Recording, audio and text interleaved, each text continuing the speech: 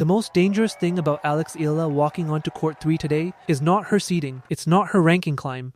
It's the one result on her record that still says loss against the exact opponent she's about to face again. Call this a revenge match if you want. Every outlet covering Wimbledon today will. But the real story isn't emotional, it's mechanical. It's built from joint serve numbers against Serena Williams 2 rounds ago, and from a stat line in Eastbourne that most previews are glossing over entirely. Eala's game is a system, not a personality. She takes the ball early, off both wings, using her forehand to dictate direction and her two-handed backhand to absorb pace and redirect it down the line. As a left-hander, her topspin naturally pushes right-handed opponents deep into their backhand corner, buying her time to step in. Her return of serve, not her own serve, which remains her genuine weak point, is what actually wins her matches. For that system to function, it needs one condition: rally length. Give Eala 4+ shots per point, and her margin and footwork win the war of attrition. Take that away, and the system has never been tested against someone who can. That's not theoretical, not in a lesser event, not in qualifying. At the 2025 Eastbourne final, Eala had 4 championship points, and Joint saved every single one, closing it out 6-4, 1-6,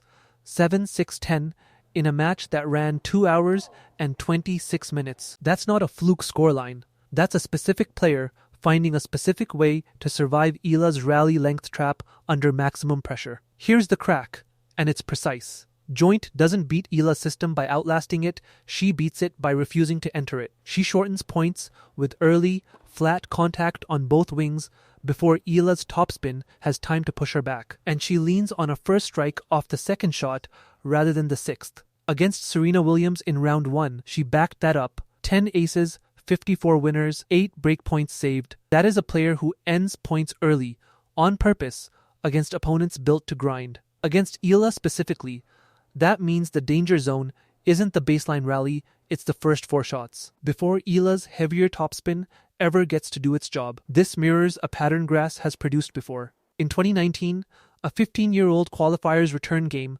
cracked a legend's first serve on these same lawns, Coco Gauff, over Venus Williams, 6-4, 6-4, first round.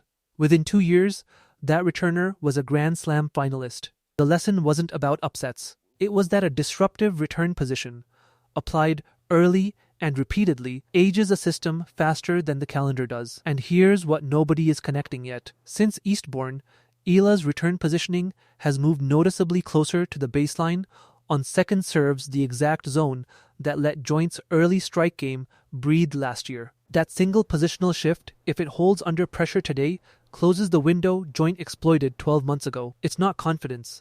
It's a coordinate change. There's a psychological layer worth reading correctly. 2. Eala has spoken publicly about Wimbledon being her favorite major, and players who name a specific stage as theirs tend to show it in body language before the scoreboard confirms it. Earlier ball toss rhythm on serve, faster recovery steps between points. Watch her feet in the first 2 games. That's the tell, not the result. Now here's the honest case against this thesis.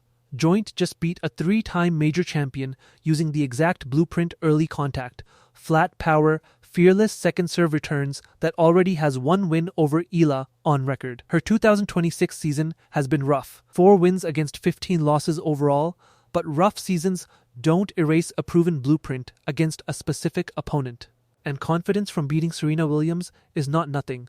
If Joint's serve holds its aggression, this script's thesis breaks. But the difference this time is that Eala isn't walking in blind, she's walking in having already lived the loss, with 12 months to specifically correct for it. Now, let's zoom out. This is the same pattern reshaping the entire tier just below the Swiatek Sabalenka level right now, rising baseliners discovering that Grass rewards whoever shortens the point first, not whoever hits hardest. Eala's story and Joint's story are both right now chapters in that same generational rewrite. Now imagine this scenario. 3rd set, 4-4, Eala serving to stay in the match, exactly the pressure point where Joint broke her at Eastbourne. If Eala's new return position holds here instead of retreating under stress, this stops being a rematch story. It becomes the origin point of a rivalry. Let's look at the numbers, because trajectories don't lie. Eala is 10-3 on grass this season, with the Birmingham title already banked. Joint sits at 415 for all of 2026,